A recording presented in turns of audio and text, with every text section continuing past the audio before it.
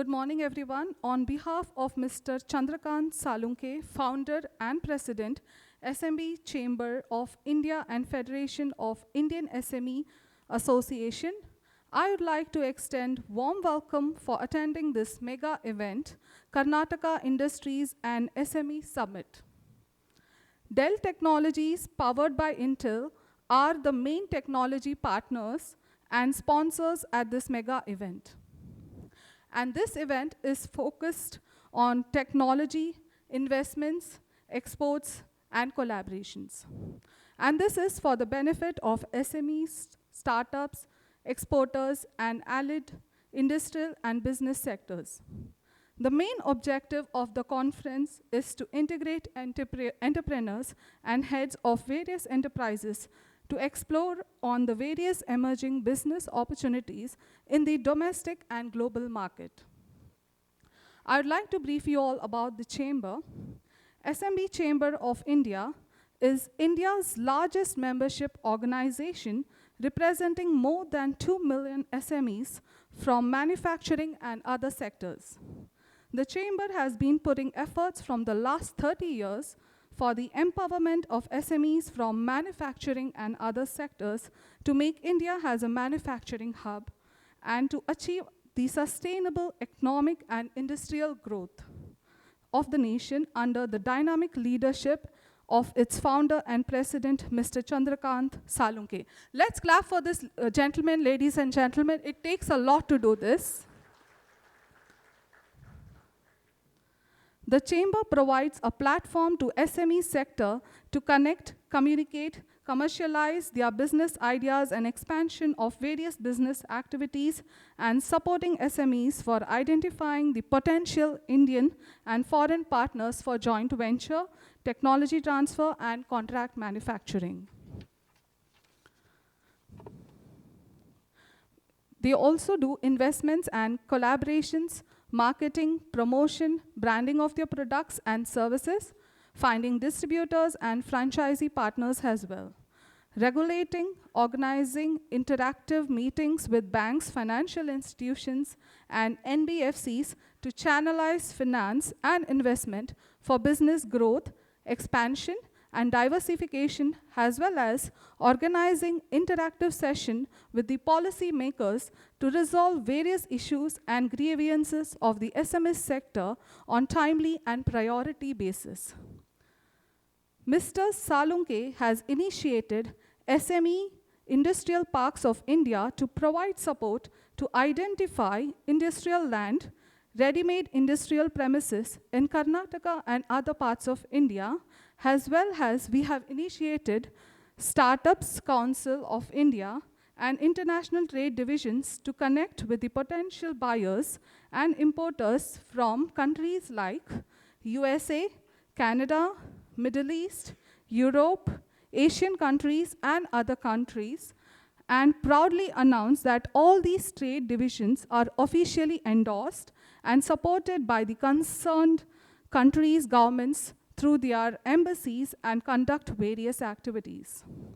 Let me take the honor of behalf of SME Chamber to support and sponsorship extend to make this event a grand success, especially Dell Technologies, Bank of Baroda, JSW Steel, Tata AIG Life Insurance, CleanMax, Tally Solutions, Salesforce, Deutsche Bank, Tata Tele Business Services,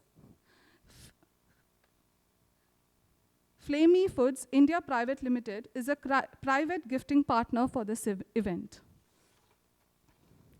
I am thankful to all the delegates for participating in this event, and I am sure that all of you will be benefited by the presentations of eminent speakers on various topics.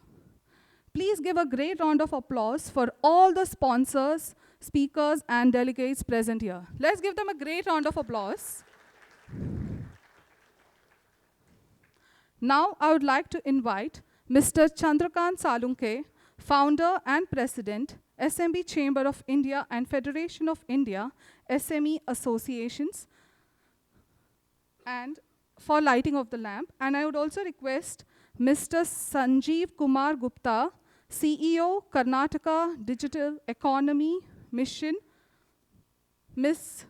Samriddhi Bhattacharya, Director, Small Business, Dell Technologies, India. Ms. Tammy Ben, Consul General of Israel.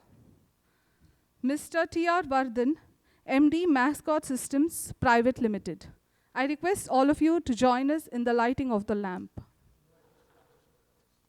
I also request Mr. Rajesh Bhagat to join us on the dais for lighting of the lamp. Arogyam dhana sampadah shubham kurutvam kalyanam. Now I request everybody to kindly stand to honor the lamp. Vinasaya Deepajyotir namostute, Deepajyotir namostute, Deepajyotir parabrahma, Deepajyotir janardhana, Deepajyotir parabrahma, Deepajyotir janardhana. दीपो हरतु मे पापं सन्ध्यादीपनमोऽस्तु ते शुभं कुरु त्वं कल्याणम् आरोग्यं धनसम्पदः शुभं कुरु त्वं कल्याणम् आरोग्यं धनसम्पदः शुभं कुरु त्वं कल्याणम् आरोग्यं धनसम्पदः.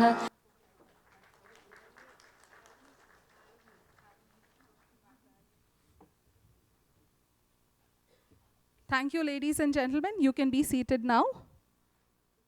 I would request all the dignitaries to kindly be seated. Mr. Chandrakant Salunke, Ms. Samriddhi Bhattacharya, Mr. Sanjay Kumar Gupta, Ms. Tammy, and Mr. Vardhan, kindly be seated. Once again, a very warm welcome to all the dignitaries on the dais. I request Mr. Salunke to welcome the dignitaries by presenting token of appreciation.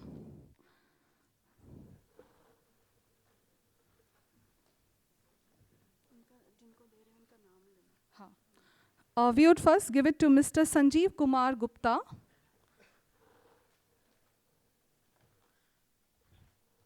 I request all to clap.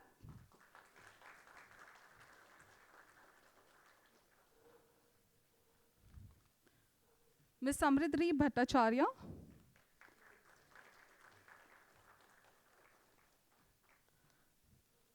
Ms. Tanmay Ben. And Mr. Vardhan.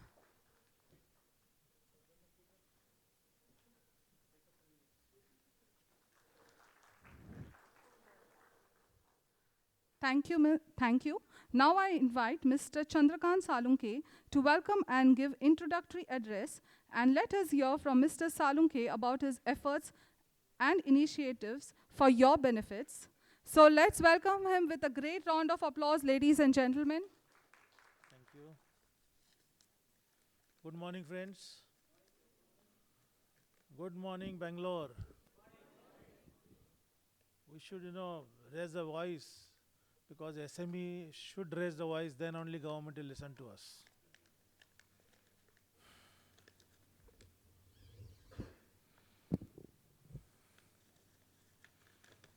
On behalf of SME Chamber of India and Federation of Indian SME Associations, it's my immense pleasure to welcome the dignitaries on the dais and of the dais at this very important program, Karnataka Industry and SME Summit. Friends, we have decided to organize this event with the government of Karnataka, particularly to bring the government officials and more on the industry. But when we started promotion and when we started talking with the government officials, I observed that many entrepreneurs shows that interest, that we want to understand more about business activity, emerging business opportunity. What are the financial opportunities from the various banks, financial institutions? And simultaneously, Mahesh Kumar has interacted with the Dell, and Dell has come ahead with the concept that we want to contribute for the more, rather we want to contribute more for the empowerment of SME sector by providing the value addition services, particularly technology as well as technological development activities. So let's give a big hand to Dell for especially for coming ahead to support and strengthen the SME sector at this juncture. And most importantly, after this pandemic, and all of you must be experienced in pandemic, without digital now we will not go ahead. Am I right? So that's why we have invited Mr. Sanjeev Kumar Gupta, CEO Karnataka Digital Economy. Because the Karnataka is ahead in a various segment, particular digitalization.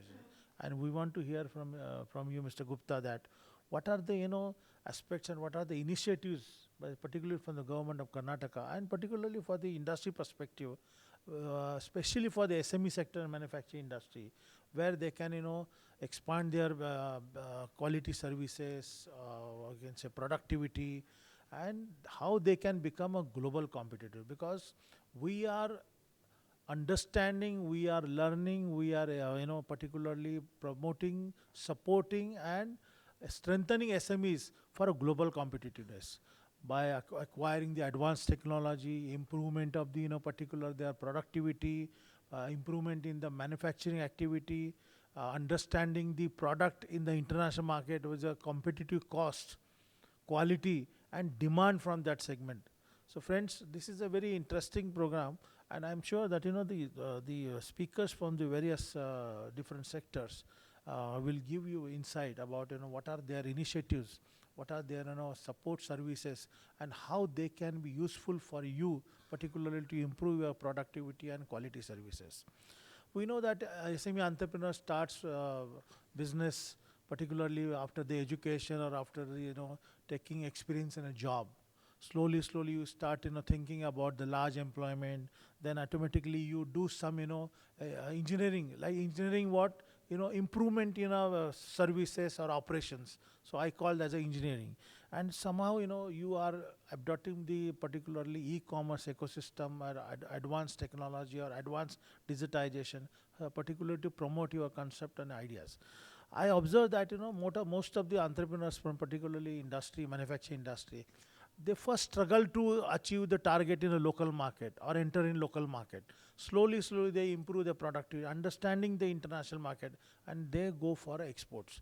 So many entrepreneurs in India, I observed that even though they are having 100 crores, 200 crore turnover, they are not achieve a single rupee business for the exports also. Why? Connectivity. That's why we use the theme that connect, communicate, and commercialize. So this is a theme of our chamber where we are putting efforts. When Mr. Narendra Modi took a charge as a Prime Minister, and that time I met Mr. Amitabh Kant, who was a DPIIT secretary. Mr. Gupta must be aware that. And that time I said, in India there is a lack of knowledge and information and importance given by the government and private sector for the startups. And that time he realized a startup is a very unique segment. And I said that 90% startups in the SME sector. Because when you start your business after education or working in a factory or company or any services, you start your own business. So that is a smaller startups. So how we can make a smaller startup to bigger startup, that he liked the idea. And after that I observed that he took that matter to Prime Minister, and Prime Minister announced 2014 that we will support startups with the Startup India.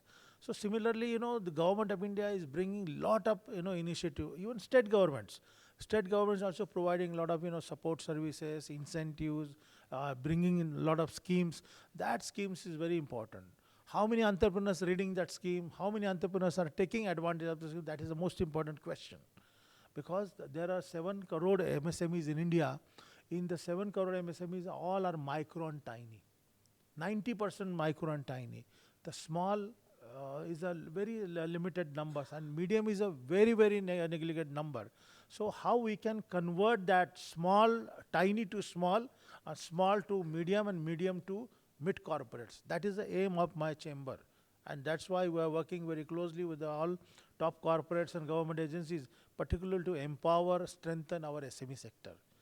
See, government is bringing policies. Government is bringing initiatives, incentives and advantages. But how many entrepreneurs are taking that?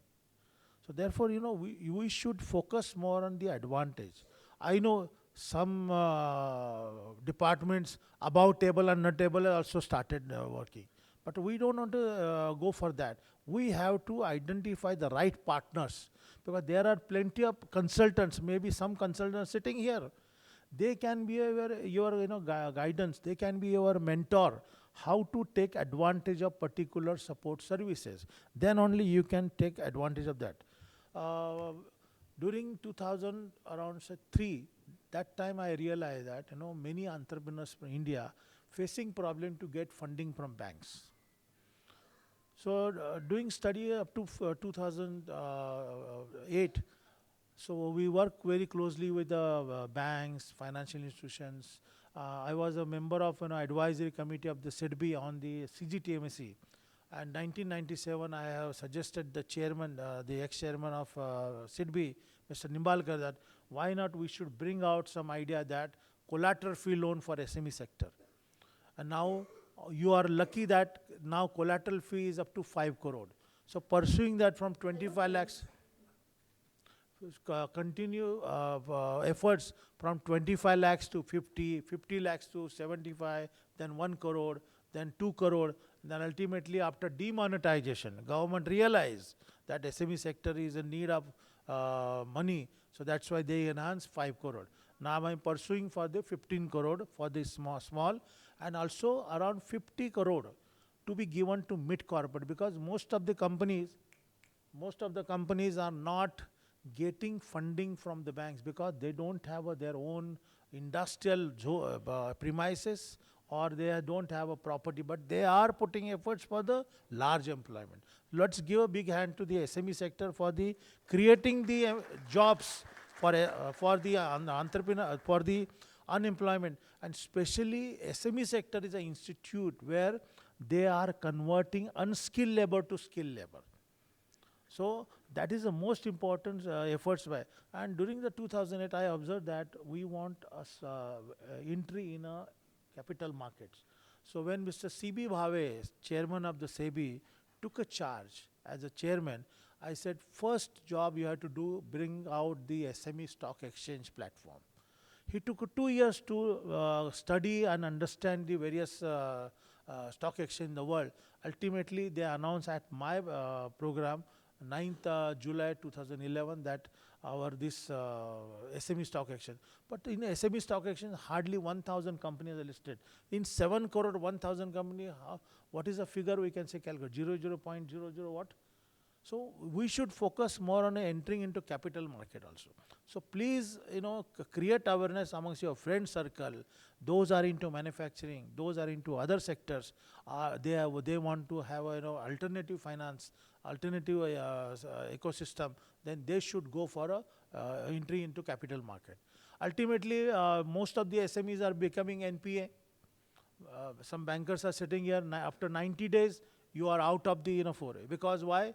Because you become an NPA. So ultimately, I have suggested the ex-governor Raghuram Rajan that I want to enhance the limit of 90 days to 180 days for the NPA shelter for the SME sector. They said it is not possible because of Basel terms and all this thing. So we have to create some other mechanism. Ultimately, we took 2 years to discuss and deliberate. So ultimately, the trades platform came out. So are you aware about trades platform? Anyone? Anyone listed trades platform?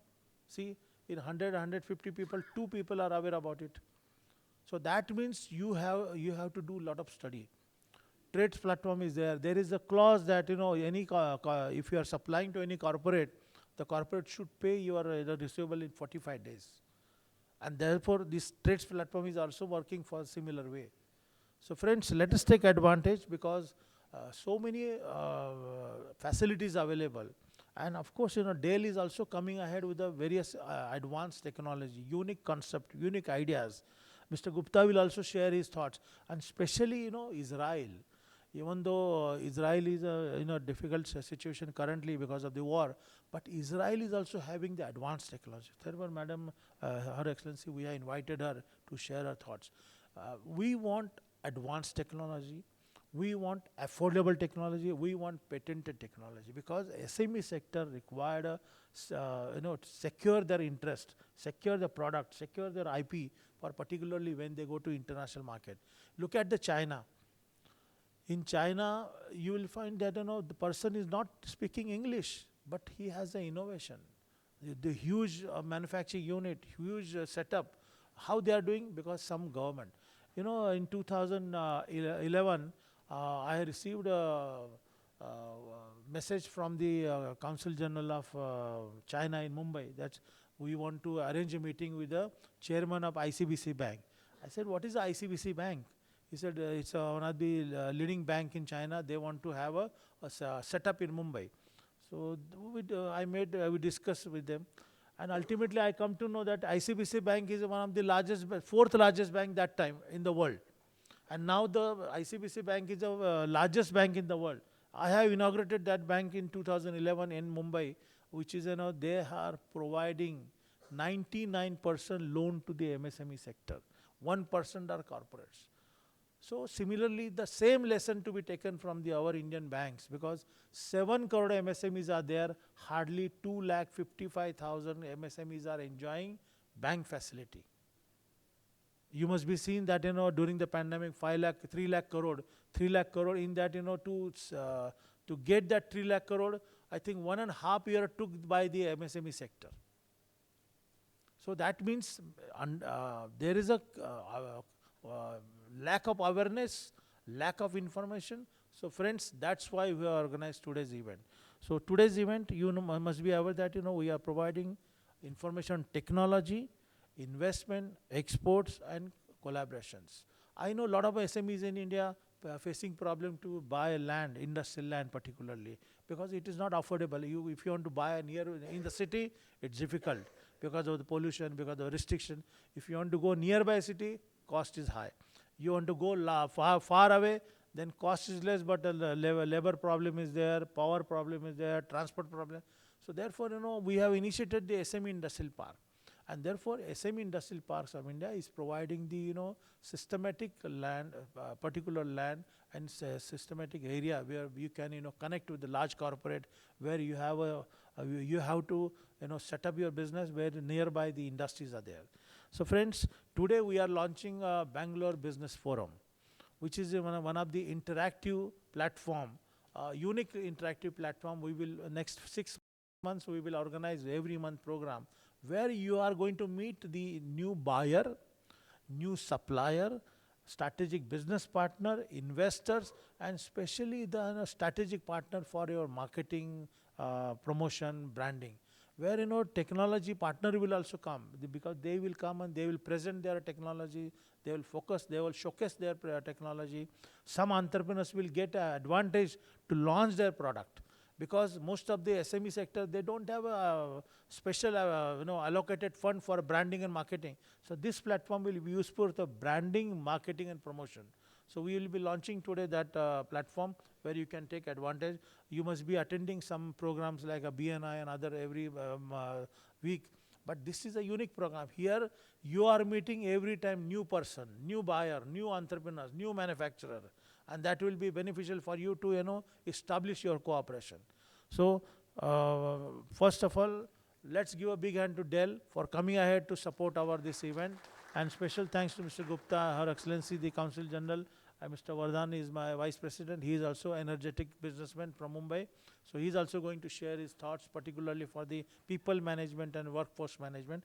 So with this word, I'm thankful to all the sponsors and thankful to all of you for taking time and attending this event.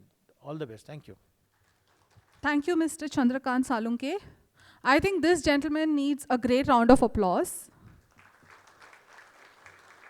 Well, I would like to add this. For people who know Hindi, they say, "Boond boond se banta hai sagar," which means small drops of water makes an ocean. So I think next time when I see, we should be double in numbers. And I'm really happy and glad to be a part of such an event where, we are promoting small and medium scale businesses to become large in numbers. So once again, let's give this gentleman a great round of applause for facilitating everything that you need. Miss Samriddhi Bhattacharya. I think that sari is just looking pretty on you. So please join us. She is the Director, Small Business, Dell Technologies. Good morning, everyone. Hope you are doing well today. It's a pleasure meeting all of you this morning. In fact, thanks to all of you for making it amongst the busy Bangalore traffic. It took me 1 hour to get here. I was expecting to spend more time on the road, but thankfully, the road was kind to me, I would say, today. So without further ado, Mr. Salunke spoke a lot about the importance of digitization, the importance of innovation, and I kind of echo his thought there because as a part of my job, I interact with a lot of MSMEs and startups all through the year. And what is interesting to observe, every CIO, every business owner that I am speaking to is only talking about innovation. Startups which are like just born yesterday, they are talking about deep tech. They are talking about AI, Gen AI to be precise, because that is where I think most of the startups are navigating towards. And they are talking about circumventing a lot of their engineering challenges, which obviously crops up when you are trying to make very innovative product. And Bangalore being the startup hub of India, a lot of these high-end startups are also coming, who are accelerating at a massive pace. Now, how do you accelerate from ideas to innovation? In the current situation, when there are a lot of macroeconomic and microeconomic challenges, economic uncertainties, one thing that I gather while speaking to many of the SMEs, SMBs, startups is that innovation is the only thing that keeps them alive and keep them growing, right? A lot of focus in the last few years, if you see, has been towards globalization, but what's interesting to observe, and as you can see, a lot of these indigenous startups that are coming up, the focus is more around localization these days, right? Now, we interviewed, like as a part of Dell Technologies, we spoke to around 6,600 of our customers across 45 odd countries. And this is a technology maturity curve which interestingly came out. And mind you, this is not only small businesses that we are talking about, but a lot of large businesses as well. Some of them are very, very well-known firms, enterprises. But it was sad to see, this curve is pretty self-explanatory. 0%, of course, of our customers are technology laggards, but a lot of them lie in the innovation followers and innovation evaluator stage. And sadly, in India, when I speak to the CIOs or the technology leaders, a lot of them are probably observing other companies and how they are dealing with technologies, what they are doing with AI. But sadly, that also puts them in the laggard category because they are not able to feel that or get over that competitive challenges that lies ahead of them. And this is especially true for startups and MSMEs who are trying to secure funds and access to capital in the market because there's always somebody who is beating them out and securing that funding. So what we kind of gathered is that there's a lot of technologies in the ecosystem that people are struggling with, especially with COVID coming in. The biggest challenge to address was how do we work out of everywhere, and that too, how do we work securely? Because with the advent of COVID, there's a lot of cybersecurity related challenges. We don't know who are the perpetrators. Some of them can be within the organizations as well. Then data, all the CIOs are trying to make meaningful insights of the data. There is data everywhere, but how do you make sense out of that data? There's a lot of data lying in the edges, but then we are struggling day in and day out to make sense of those, the edge solutions, like, how do we make sense of the data in the edge? And a lot of data is getting lost in translation. We are not able to drive meaningful insights out of data. Then strategy is whether you're a big company or a small company, strategy is a universal challenge when it comes to security. No company can say that I have secured my environment end to end because that is always a struggle, and there are perpetrators across the world who are coming with newer and more innovative means of attacking the systems. And then cloud was the big thing last few years as we have observed, but a lot of people that we speak to have come up with the fact that it is actually a costly proposition, and the hybrid is actually a more natural way of evolution. You cannot put all the data into cloud because there are security challenges, there are other sorts of challenges that we are dealing with. Now, at Dell Technologies, and here I go back around 40 years because we also started, like one of you, like a very, very small business in the US in Austin, Texas, when Michael Dent started the company with custom PCs. And over the 40 years, we have also evolved. So what I mean to say, the startup thing is in the blood of Dell. And that is why we are so passionate about supporting startups and innovation and taking them from a point A to a point B.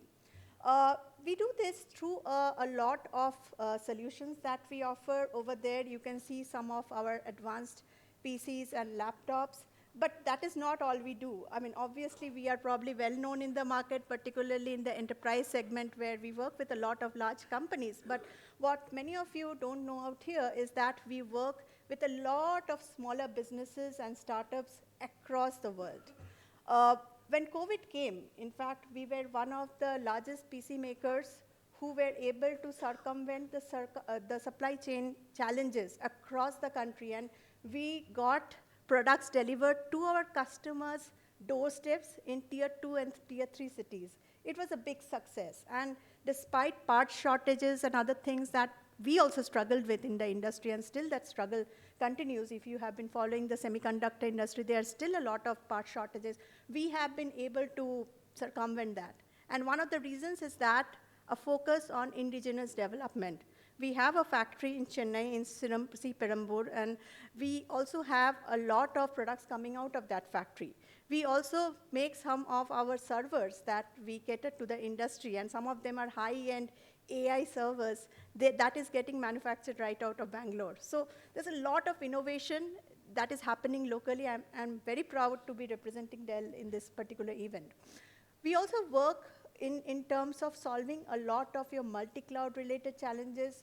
A lot of you might be working with different vendors, so how do you assimilate everything and make sense, make it easier for you through offering a single pane of glass? How do you tie a layer of security and innovation around these offerings? And how do you transform your security and transform the data at your edge and make sense with your data?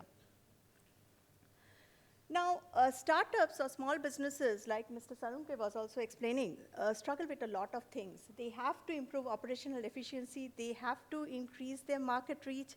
They have to streamline distribution. They have to manage payments. And they have to serve customers. And customer experience, obviously, is a make or break thing for every organization, whether it's large organization or a small organization. It doesn't matter. And that is where Dell Technologies come in as a partner to solve some of your challenges and help you navigate some of your challenges through their own experiences. And obviously, like I mentioned, because of the entrepreneurship that we have in our DNA, with our diverse talent pools, and with the innovative solutions that we have, not only around PCs, desktop, laptops, but also around multi-cloud, around modern data infrastructure, edge, and security, we are able to tie everything together and offer it in a package. I don't mean this to be a sales pitch, but what we also do is we support a huge pool of entrepreneurs, okay? Now, I don't know whether some of you following CNBC TV, but we are working with CNBC very closely to come up with the Dell Entrepreneur Challenge that is happening in March. And at this point in time, me and my team are working towards around 1,500 odd entrepreneurs across India. These are pre-Series A and Series A kind of entrepreneurs who are all coming to register with us to showcase their innovative solutions, and some of them will win.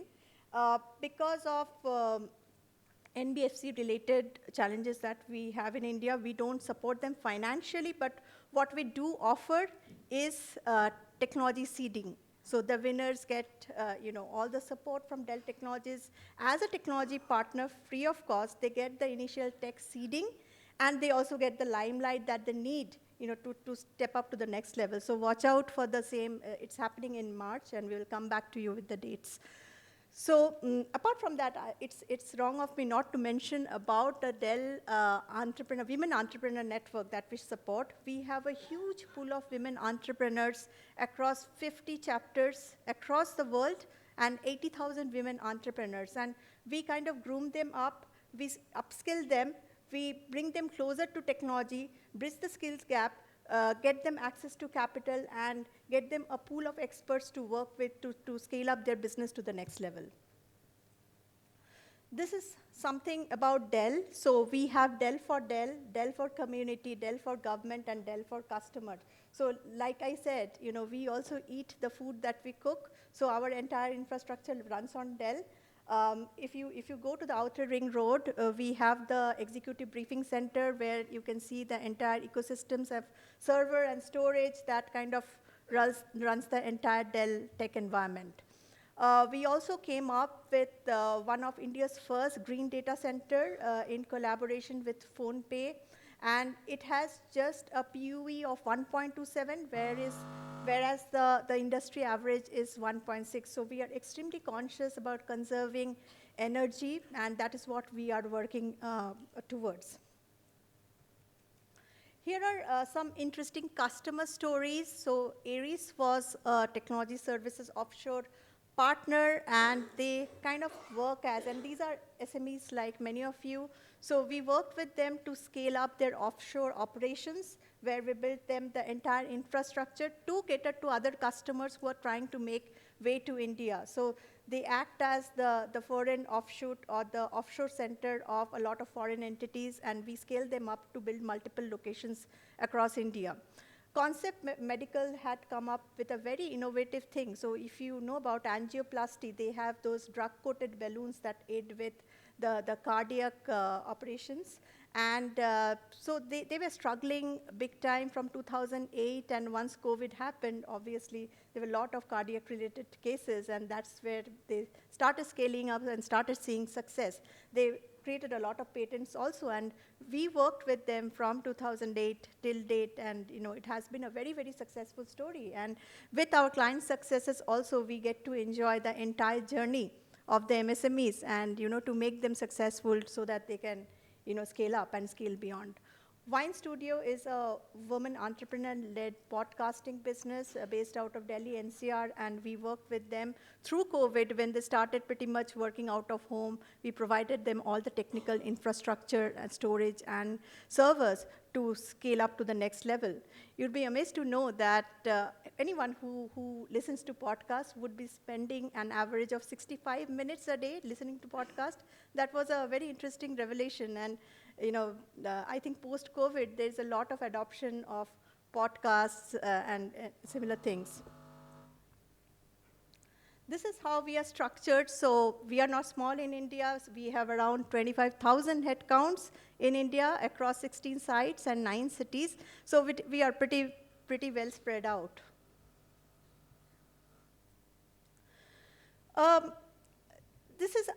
I covered most of this, but what we also have to offer is a lot of consulting experience that we can offer to small businesses. Like I said, that we offered a lot of tech teardown workshops because MSME, it is very complicated. It is not easy to understand, how do you plan the way forward. And when you are dealing with other things in the back of your mind, like access to capital, how do I scale up the sales and marketing part of it, the technical challenge of it is equally important to be addressed, and that is where we come in through our tech teardown workshops and through consulting workshops, that we provide to the MSME segment. And how do you navigate forward? How do you scale up your business to the next level?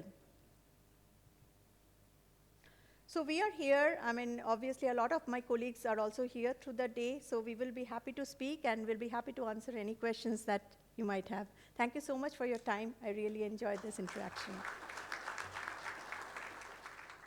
Now I request Mr. Sanjeev Kumar Gupta, CEO, Karnataka Digital Economy Mission, to kindly join us here. Very good morning to all of you. Thank you so much, the SME chapter in Bangalore, especially SME in India, for inviting Government of Karnataka and asking me to join in this forum today. I'm extremely privileged. Chandrakantji, thank you so much. You're one of the founding pillars of this organization. Yep, and His Excellency, Madam Trimeji, good to see in the morning an old person who is very close working with the Government of Karnataka. Thank you, Madam, for being here as well. And then, Samriddhiji, nice presentation by you on the Dell technology supporting that. Mr. Vardhanji, we'll look forward to meet you again. Ladies and gentlemen, I'm Sanjeev here from the Karnataka Digital Economy Mission.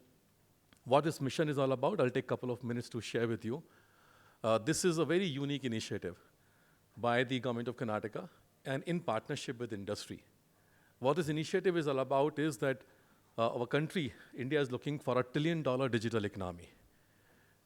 And we, Karnataka, thought that if India has to achieve this, then Karnataka will have to contribute the highest number into that aspiration of India. And we're looking at around $250 to $300 billion contribution by the state of Karnataka, 1/3 by one state. And if it is possible or not possible? So the answer is that think big, we'll definitely achieve something bigger. Okay? But if that's the case, where are the reality checks? And the reality checks comes in when we say approximately 2 years back, we were around $90 to $100 billion of digital economy in the state. Today, we are 125, 130, around this number of $1 billion of digital economy. So if you're looking at $250 billion plus, it's possible, and it's real. What it includes in the digital economy, then the question comes up. And it is, one, purely looking at the IT companies, the GCCs, the BPM, all the IT services companies, they come into one part of the digital economy. But the most important part of the digital economy also comes from the electronics, the manufacturing, the systems, the designs, etc., is ESDM segment which comes into play. And the third one is the startup in the tech field. And these three together is defined as the digital economy. And under the digital economy, we have another two more focused areas, is to say the trump card of a success of an economy is what you have done in the past is not what's going to be the answer, but exactly is what talent you have to supply the growth engine for tomorrow's world. And so we need to focus on the talent requirement of the industry by putting up an ecosystem today. And that's a strategy that we're trying to put together in Karnataka. And the last piece is create more Bangalores outside Bangalore. So create clusters like Mysuru, Bengaluru, Belgaum, Hubli, Dharwad, and etc. So we've divided the state into 6 clusters. 3 we have started operational last 2 years back, and now another 3 will start very soon. Having said this, this is the the Karnataka Digital Economy Mission. And this is a Section 8 company set up with a separate board. And you will be amazed to know that the board comprises of all the important chief bureaucrats of the government of Karnataka, from the finance department, the industry department, the skill department, IDBD department, all of those, the principal secretary or the additional chief secretary are the board members. But also, the industry is also on the board member. And the chairman of the board is from the industry. So that means this has been very uniquely designed, is that let the government sit on the co-passenger seat of the car or sit in the rear seat of the car and let the driving seat be occupied by the industry. And the reason is that industry knows what's supposed to be done. Industry can let us know that how it can be done. Industry can partner with us to make it happen while execution those strategies. And that's the reason that this unique organization has been born. Friends, I'm very proud that none of the states in India has come out of that level. They have the different versions of it, but not of this kind. One of the similar kind happened in Singapore, and that's where we have a good friendship as well while working with them. Today, most of the states wants to look at the model of this kind, which can create a viable environment into the state. Having said this, what's happening on the ground realities? In last 2 years or so, in these only beyond Bengaluru clusters that we've talked about, the 3, Mysuru, Mangalore, and Hubli, Belgaum, We got some around 48 plus companies set up their operations in these locations, new companies. And existing companies have scaled up their operations from where they are to sometimes 2x plus. So that means two engines of growth that we're looking at. One is to bring the new investments, and the second is grow the new existing investments. That's the only two-way halt in terms of growing the digital economy. And both the ways, we have got a very successful attempt. And again, I give this credit to none other than the industry champions. We have around 75 industry champions who are advising us on all these efforts. This is just to give you an introduction about the KDM as an organization. The important one piece which is also need to explain to you is what we do is behave like a bridge between the industry and the government. So for example, if an industry is thinking around that, hey, I am not able to find a problem, there's a problem statement now to find the right answers for that, how to, as a KDM, come forward and try to find out an answer? May not be within us. It could be somewhere with other industries as well. Or it could be something within the government. So we become the bridge between the industry and the government. And then we look into forward for defining those new policies, new versions of initiatives that can be plugged in. For example, in Mysore, we're trying to put up a global technology center as an infrastructure like what we have in ITPL here in Bangalore. Likewise there, the electronics manufacturing clusters, EMC clusters in Mysore, electronics manufacturing cluster in Hubli and Dharwad regions, around 230 to 240 acres of that cluster has been developed. And this is all initiatives will coming up together with the industry and the government, thinking aloud it. For the startup, just to give you a sense of this, you know that Karnataka has been called as the aerospace and defense capital of India. It is also called as the bio capital of India. It is also been called as the Silicon Valley of India.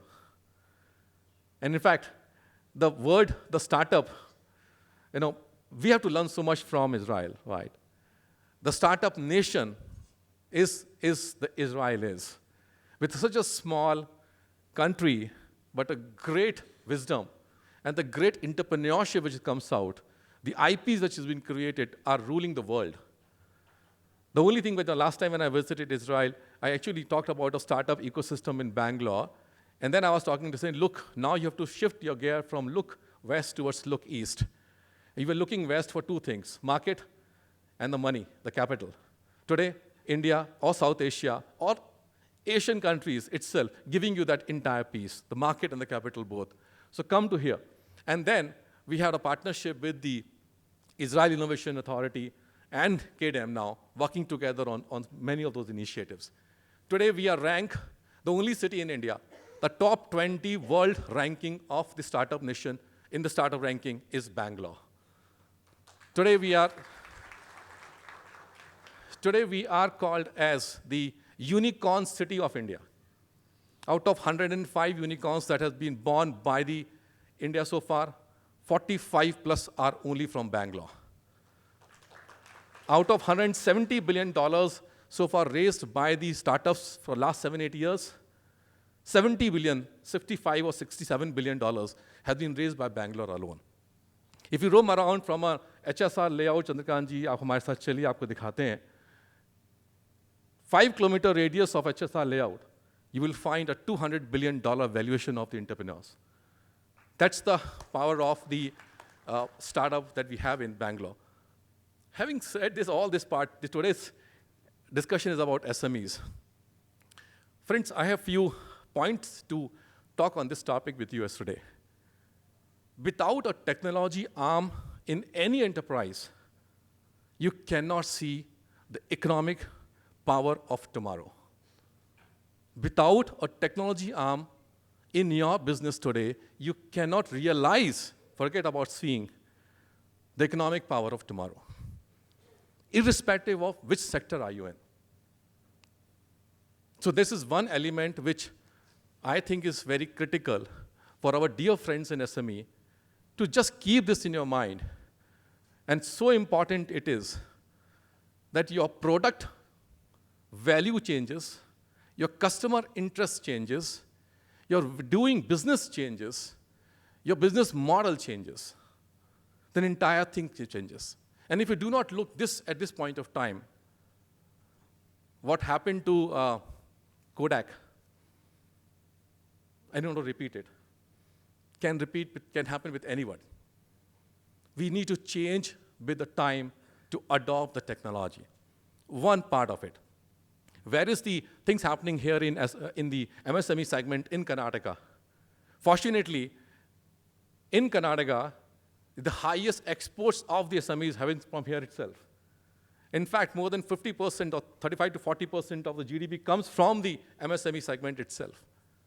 So you play a very important role for the state, very, very important role. And the government fully understands that and respects that. So if today the state is having the largest share of GDP among the states,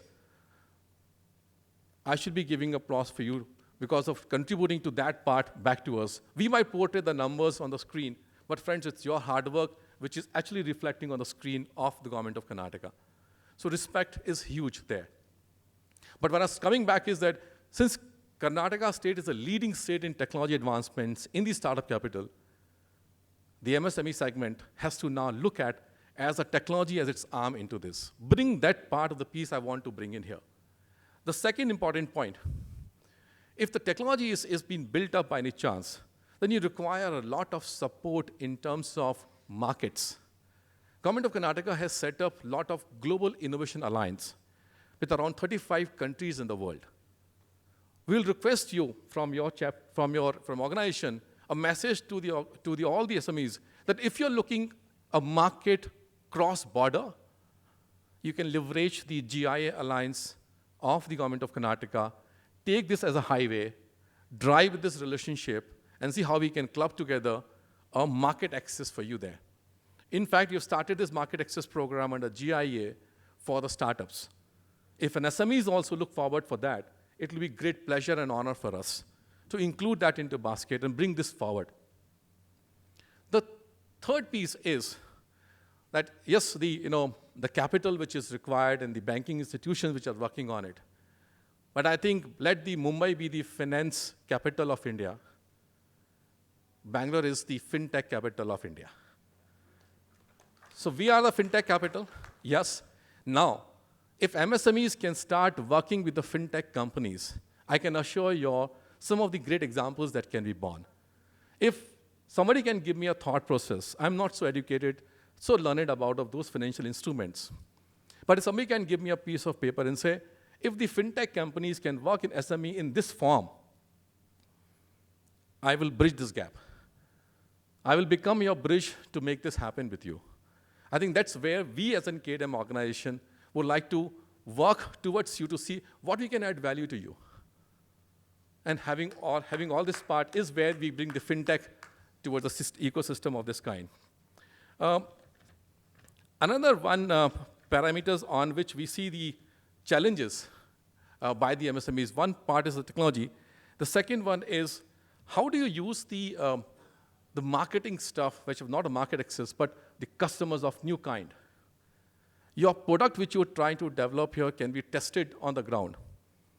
So this is as a call for all the MSMEs across the country that without leveraging the digital platforms, the online platforms, the success to reach out to the new age of the customers would be very difficult. And at this point of time, if you require a support on that, your association is trying to build up, but happy to partner onto this to bring you the power of the other organizations which are working in Karnataka and supporting those initiatives. We have laid down a number of policies. If you are electronics manufacturing, you have an ESDM policy. And under the ESDM policies, let's say if you are setting up a unit with some caps there, 25% of your land value is subsidized. 20% of your capital is subsidized. All these are under the electronics system manufacturing design policy. Then you have ER&D policies. If you're looking at research and development in your programs, you can leverage that. That industry policy gives you a lot of benefits. IT policy, if you're an IT or another company, services company, in that case, you are setting up an operations in, let's say, in Bangalore with some 10 people itself.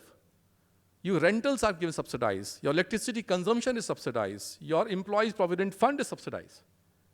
There are so many benefits of policies which is available by the state of Karnataka, which can be looked into part of you as availing them. But what you said, Chandrakantji, in the morning was right, that I see the availing part is single digits of the numbers, single digit of percentages. How do I reach out to more onto you through these platforms, convey these policy benefits to you, and then you can start availing those benefits back from the government, which hits your bottom line. I did a mathematics in terms of approximately 20-25% of your bottom line is hit if you start availing these benefits in some way or the other. Why do you miss out these 20-25% bottom line when you're struggling with the cash flows in any case? So how do I solve these problems more? And I think that's where it comes as a part of the policy framework that we do. The another element which I was talking is one day, I won't take a name of a medtech company, one of the big medtech companies, and then I will take a point here. He came to me and said, I'm struggling for getting into the right quality vendor. I said, what's the problem with you? There are so many vendors here. You can reach out to so many people around. Your supply chain team is so big. Unfortunate part is they're not able to find out the right vendor till time. And those are very small things. Connectors, registers, sometimes the fabrication itself, the label makers, not able to find those. Are we having insufficient here in India or in Karnataka? Answer is no. Why this is happening? And then, if I give you a number, out of Fortune 500 companies in the world, 400 of them have R&D center here in Karnataka. There's no other state in India. But all of them are facing a problem of getting their components coming out, most of them from outside India as imports. Why can't we have a very strong vendor development exercise built up for SMEs to grow? How do we do this? The industry is facing a problem. You're also facing a problem to get a larger market share out of this. Let's do one by one. Pick up, let's say, MedTech. We'll call the medical equipment manufacturers in the room. We'll ask you to organize a session like this and say, these are my 15, 20 components which we are struggling with. Anybody of you has this, raise your hand. We'll start working with you to make you at the quality level and then start working on it. And I will personally be present in that room as well to have this discussion with very thoughtfulness. Likewise, we can go to aerospace and defense. Likewise, we can go to the other sectors of the economy. And we can find out of any session, even if we got 2 or 5 or 10 vendors. Madam, you're saying about boon se sagar banta hai. That will happen. You will find some results coming out from that. And believe me, this is a spiral chain which goes on. Let us stand up on this cause and see if we can work together on making the real MSMEs as partner to some of the big organizations, as vendors. If you are proud to go to the market by yourself and you have your own relationship, great. But if you want, we can definitely help on this. And I have a real cases which is working on. Semiconductor. The semiconductor supply chain is so skewed towards, we all struggling, global, US, us, everybody struggling towards China. How do we solve this? And if MSMEs can come forward in collaboration with some of the good companies, and in collaboration also you require a GIA help, we'll find out those partnerships as well. And I think we can definitely bring that value. So having said this, if you are able to think a little bit bigger, and if you're able to share your problem statements, we'll be able to start contributing towards you. Before I go reach out to my own mentor, Abdul Kalamji, but prior to this, let's not stop thinking big. I know I will be able to contribute $3 billion on it, but I'm pretty sure I will be close to that. So think big, especially for MSME. And the none other than Abdul Kalamji said, small aim is a crime. Have great aim. Make it happen, try it out. I am with you, friends. Thank you so much. Now I'd request Ms. Tammy Ben, Consul General of Israel in Bangalore, to kindly join us and speak about the topics bilateral trade, business, and investment opportunities for Indian SMEs and manufacturing industries. Hi. Yeah. Good morning, everybody. I'm very happy to have this opportunity to come and talk to you about these things, especially Mr. Salonke. Thank you very much for organizing this very important event with the representative of, government, KDEM and Dell, and businesses from Mumbai. We need to get our finances somewhere, and having us come and talk. And I'm also very happy that I'm following the two of you, because you made some very, very important points, and I'm hoping to expand on them and talk a little about the Israel perspective in this, especially is that we're always learning. We always need to aim big and to develop further. And I think Israel as a country, and definitely our consulate here in Bangalore, we're definitely in the mindset of I don't want to say micro, so let's be nice and say small enterprise. And we're always looking what we can do more with the limited resources we have, and how we can grow. So I think there are many, many similarities and opportunities for Israel, and definitely for India in general, but definitely in Bangalore. Also, like was mentioned, the Silicon Valley of India, one of the main centers in the world. And Israel, just to say, we're the third tech hub in the world, if you look at number of startups and around this high tech, after San Francisco and after New York. So we're Israel as a whole, not as, because we're tiny. Our population is smaller than the Bangalore population. So we're before London and many other places you would think about on this list. So let me just say, our partnership with India in general, and it's a good day to be here today, because yesterday we marked the actual signing and 32 years to the onset of our full diplomatic ties between Israel and India. So having it at the end of Jan is very good for us, and we're celebrating 12 years of the consulate here in Bangalore. It wasn't me in the deliberation, but when they were deliberating where to open this consulate, they were debating between Chennai and Bangalore. And at the end, Bangalore won out because of the spirit of innovation here, because of the huge investment in high tech, in entrepreneurship, in innovation. ISRO is here. You said space and defense. Many, many things are happening here. So right, especially a few years ago, a lot of the manufacturing and big automobile industry came to Chennai and others, but the potential here in Bangalore and the similarities between what is happening here and what is happening in Israel basically, weighed out, and that's why we opened here.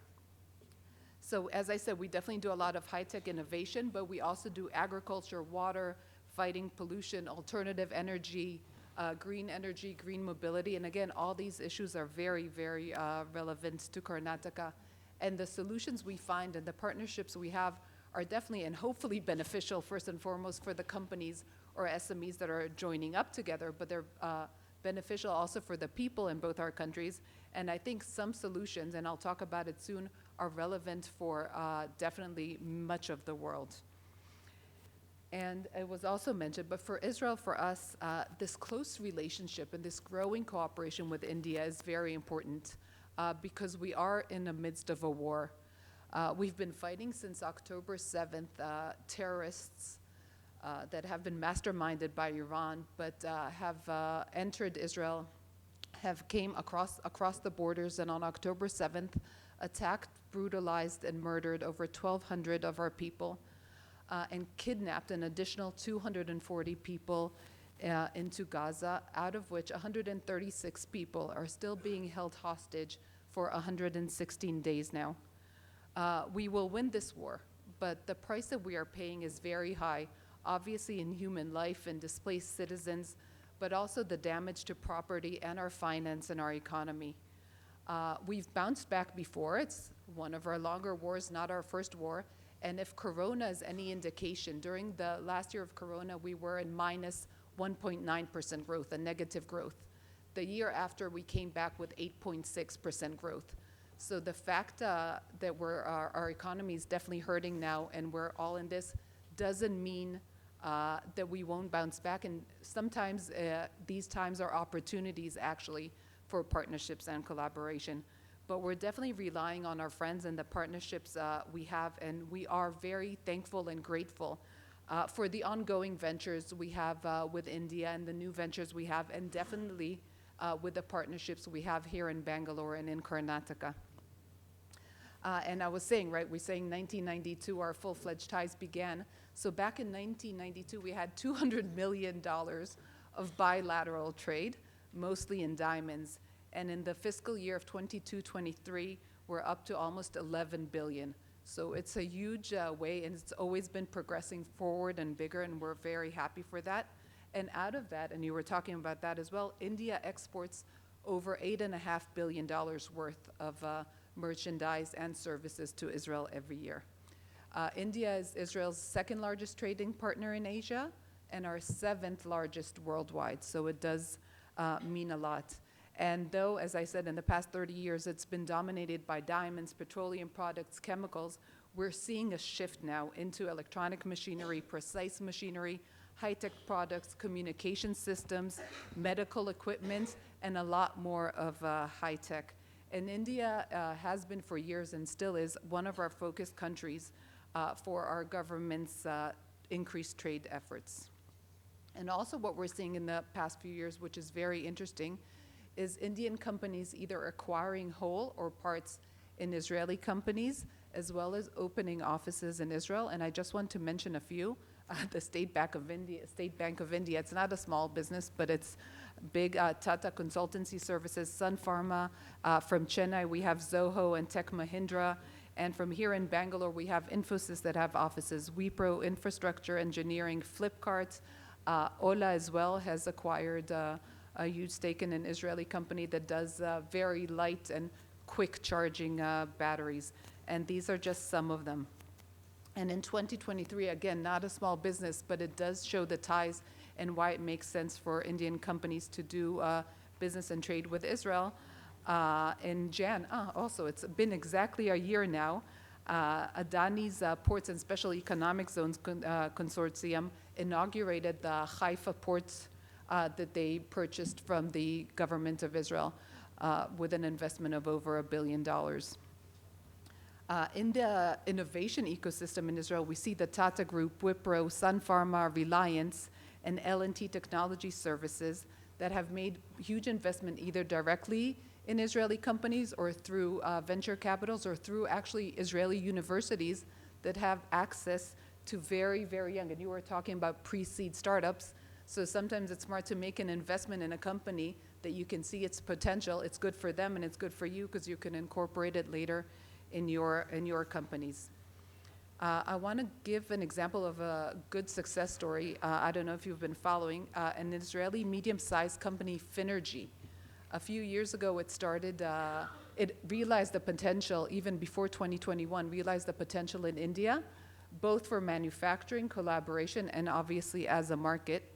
So in March of 21, they signed with Indian Oil Corporation a JV to manufacture aluminum air battery systems in India and promote green mobility through development of fuel cells and indigenous, again, made here in India, hydrogen storage solutions that they're hoping definitely in the Indian Oil Company needs it, but again, they're looking afterwards to the world as a market for this.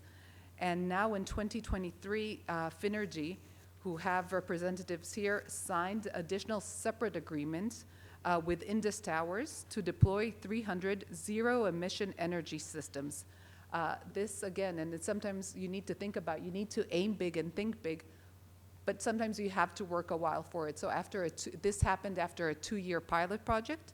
So as we said, it's for 300 such systems, and the potential might even go up to 18,000 such systems. So it's an amazing benefit for both companies.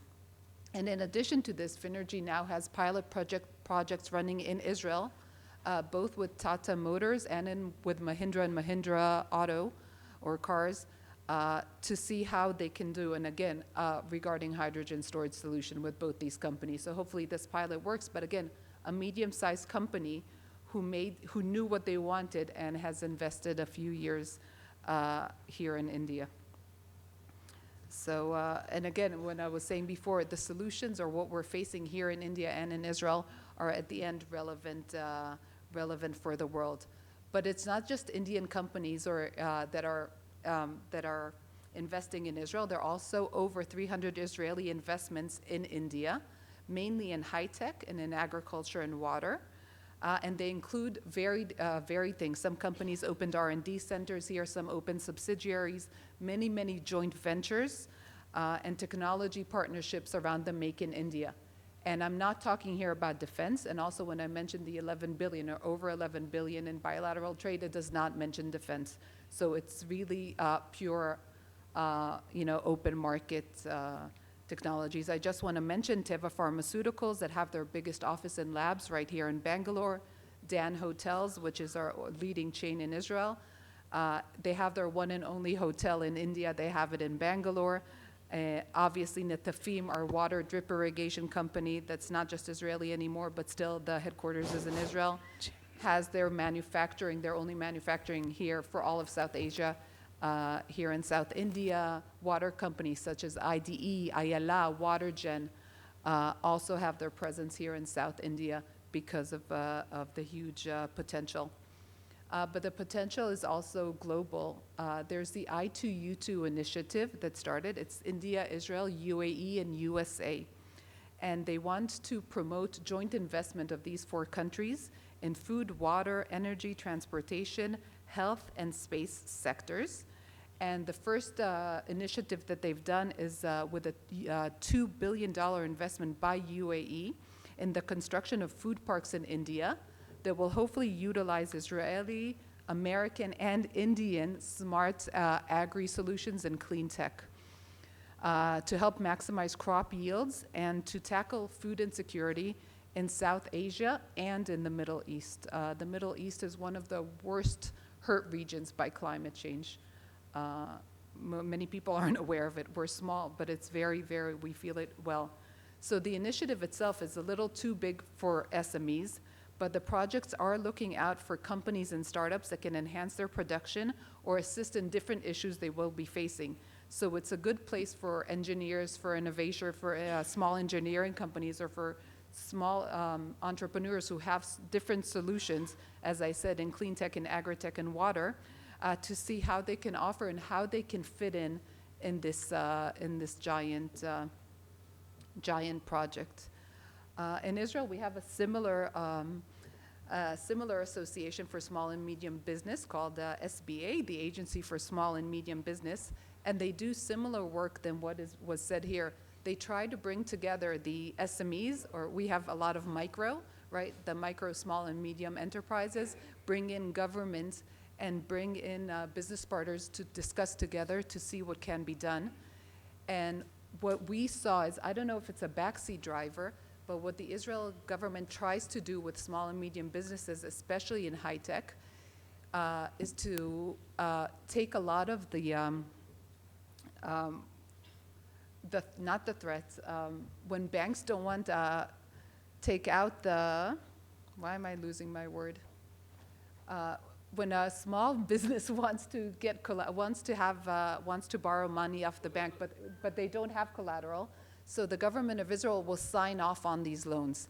They will take the risk. Thank you. Here, they will take the risk for these small companies. If these small companies present, and it doesn't matter from what field they are, but if they are micro or small businesses and they present a good business plan with a good aim and up to 5-year business plan, the government will sign off on their loan so they can actually borrow the money without the bank taking risk and without collateral on their own.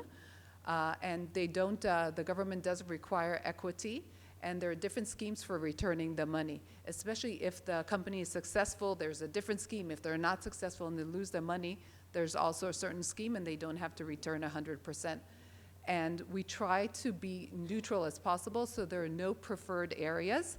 Once in a while, if there are, and maybe we'll see after the war, the government will promote certain areas, but generally it's for any micro and small business that has a good, solid business plan that seems that it will go forward well. And we also found out that these investments that we do are actually very beneficial to the country, because 62% of Israel's GDP comes from small, micro, and medium businesses, which is a huge amount, and 42% of our total exports are from these companies. Many of our high-tech companies are 3 to 8 people maximum, so they definitely answer. The OECD average right now for export is 58% of the GDP, and Israel, as I said, is 62% of our GDP. In India, just of those wondering, it's 29%, but it was mentioned, and it is growing. So I said this. I just want to say one last, we have our Innovation Authority, which you mentioned. Again, they also offer schemes, but this is just in the field of high tech, where there might be innovation in manufacturing or others that will not fall under the Innovation Authority. So as I said, our government, the Ministry of Trade or the Ministry of Economy, depends which one, would sign off on those loans. The other thing that they do with India, which I think is very relevant for people sitting in the room, we have a program with the government of India called I4F, which offers millions of dollars for joint ventures for companies. It has to be at least one Israeli company and one Indian company, and the rest is open. And again, no limitation on what field this innovation would be. In the previous round, which was 2018 to 2022, a 5-year round, we had $40 million to give to joint R&D projects. We gave only $30 million. And now in 2023, the next cycle began. So again, there are $40 million to be given to good projects that would involve an Indian and an Israeli SME in any field, as long as it's innovative and it includes R&D. And basically, we are here to do this. As I said, the council was set up 12 years ago in Bangalore. We have a trade team. We have an innovation team. We do a lot with water and agri. We come here to promote ourselves, as we are a small business, but we're really here to help.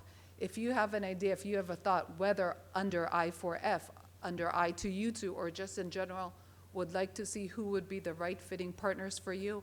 If you're in the biofield, there's C-Camp here, who again has a fund to help Indian innovators in the field of more biology to find Israeli partners. We're here to definitely help do that, because many of the issues we face are our minds are definitely similar.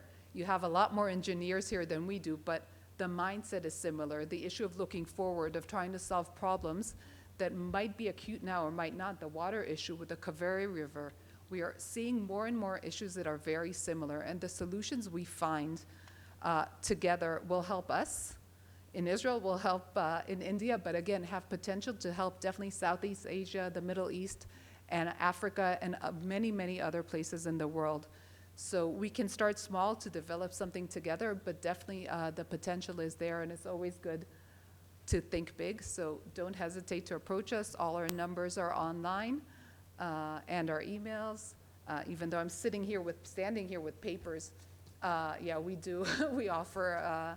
We're very high tech, and we do answer. So please feel free. And again, thank you so much for having us. And we're here to help and see this partnership grow. Thank you. Thank you, Your Excellency, for a very interesting and very useful information. They are being a small country, but they have a big heart to extend their support to the particularly innovation and invention. Friends, all of you must be aware that right side, madam is sitting, her name is Samruddhi.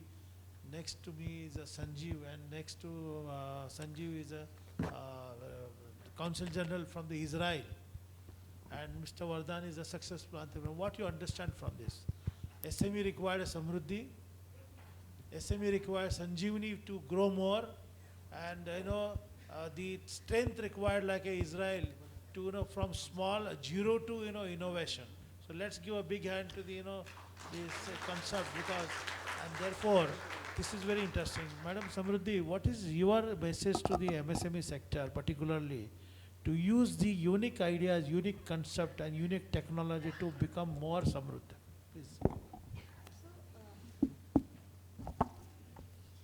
You know, a lot of the MSMEs that I interact with on a day-to-day basis, they are coming with a lot of innovations in their mind. But to conceptualize that and bring the idea from an idea to, a workable solution on the table is a long way out, right? And that is where you need to have those strategic partners along the journey who can make your journeys easier, because access to information now, obviously it has become easier, but even if I go back a decade, it was a big challenge.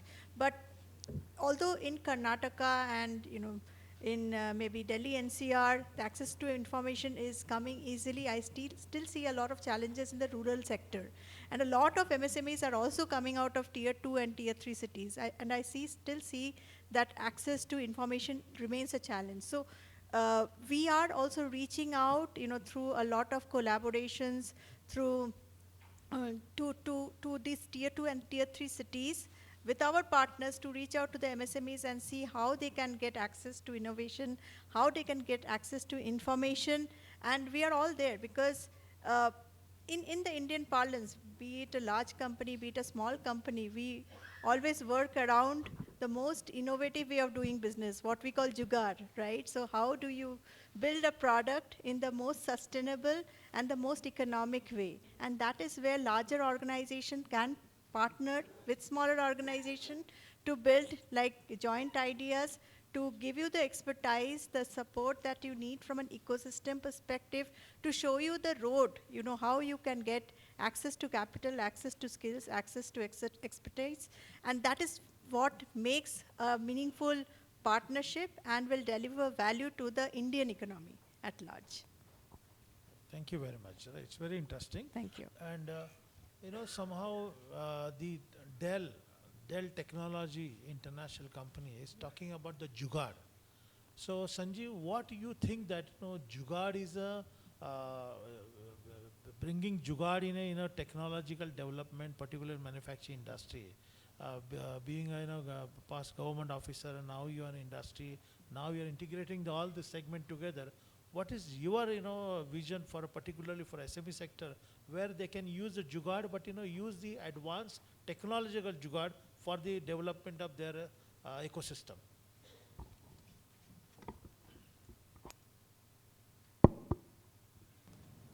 Jugaad was the manifestation of rural innovation ecosystem. So don't take it as Jugaad word as, I would take it as a very pride feeling. I feel so proud of this word because I can see the sharp minds behind it. I can see the great Indian ethos of creating new businesses models coming out of it. What I see is that if it is already available in that segment, how do we leverage this to a SME, especially micro and small medium enterprises? And in this journey, if you require, let's say, a thought process to create a new product of yours, just a wild thought comes to you, or a new market for yourself, I think you require an organizations like yours and support by the government, plus some of the larger corporations who are looking to partner with you. In fact, today when new industry comes, any big company, when they come here, there are three things they are looking at it. Two things we are trying to solve the problem. But first thing, the last thing I'm not solve the problem. First they look at it, tell me what is your startup ecosystem in my field. You will be amazed to know this fact. The big investors, they ask me, what is the startup ecosystem in that domain in your ecosystem right now? If it is a retail company, do you have some startups in the retail field coming out? If it's in aerospace and defense, do you have some startup ecosystem in aerospace and defense? And et cetera, et cetera. And fortunately, we have a good examples to showcase that. The second question they ask is, tell me about your talent in these areas of emerging technologies. Do you have that? Fortunately, Karnataka has that leading edge on it. The third one, which is very important and critical question is, tell me the supply for those product value additions for my domains, if I am a big manufacturer of ABCD domains. Unfortunately, I do not have a very capable answer on that. Either I'm not educated, or my data is not right, or we are still lagging behind in that. The innovation, this word, comes in here. And if you can stand up and come out from this, the real power of SMEs will come out very strongly. And believe me or not, the entire state will not only benefit, but the entire country will benefit a lot. And there are hungry guys. The larger corporations are real hungry. The only problem that they're asking is, give me the value chain back to back and say, you have all full systems here. We don't have an answer for that. Help me to build up this answer with you in terms of providing that capability, and for which we require innovation in thinking of your product.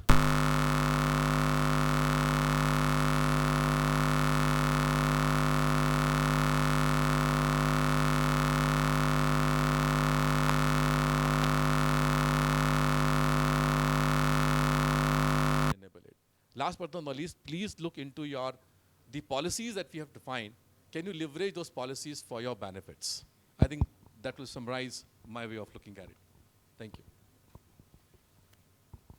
Thank you very much. Madam, you are aware about the Jugaad means what? Means it's called a rural innovation. You know, Israel is a very small country, and particularly they have also done Jugaad in agriculture. Because when 1996, I had been to Israel with a 300 members delegation, including Mr. Sharad Pawar and Chief Minister of Maharashtra.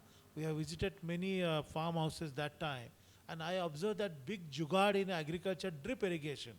So what is your now particularly the strength of your country, particularly to innovation, invention, and bringing out so many startups? Being a small country, what message you want to give to the SMEs, because they are also small, how do they want to become a big?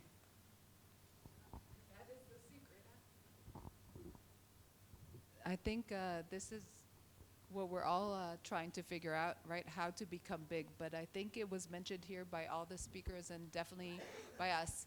Because Israel is so small, right? Micro or small business is small. Israel is small. We always had to look out. Because if the business wants to be sustainable, they can't rely just on the Israel as a market. We always need to look out because we're a very limited market. And for many of the testing, especially with what we see now, especially let's say in aerospace, we need a bigger even place for a beta phase and trying out different models. So India is a natural partner. So I think exactly like you said, you need to look, where does the next innovation lie? Where is the next challenge, so I can find the solution to this next challenge, to this next problem, and find out my partner. And definitely India is big enough to have many, many partners, at least initially, for anything, for the engineering, for the solution, for the challenge, for the financing here in India. But because we're such a global world, and especially as we both, Israel and India, export services, it does make sense to have in somebody not from my own ecosystem who grew up with me, but somebody who brings in a different line of thought, has a different take on the same challenge we're facing. So I think this is it. Look first locally, but definitely be open to look globally, and find for within even your own company to have different voices, not just voices that you know or grew up with or are accustomed to hearing. Thank you very much. Friends, give a big hand to all these stalwarts, because without innovation, SME will not survive. Without SME, India will not grow. India will not become a manufacturing hub. India will not become a Vikasit Bharat without SMEs efforts. Because SMEs are providing the large employment, you are contributing for exports, and particularly putting a lot of efforts for the rural development. Because SMEs from the rural area are playing very important role. So friends, I'm thankful to Dell and all my sponsors or supporters for making this event today's grand success. And I'm sure that in next proceedings you will be benefited with a lot of different ideas, particularly from JSW, Bank of Baroda, Tata, any other my speakers. They will be giving you a lot of insight where you can understand properly. So friends, thank you very much, and we will launch our this Bangalore Business Forum, and we will continue next session. Thank you. Thank you, sir. I request all the dignitaries to come ahead for the launching of the Bangalore Business Forum. This is a networking premium platform for SMEs, heads of corporates, purchase office, buyers, importers, exporters, and all entrepreneurs. This is to establish business partnership, to explore emerging business opportunities, to connect, communicate,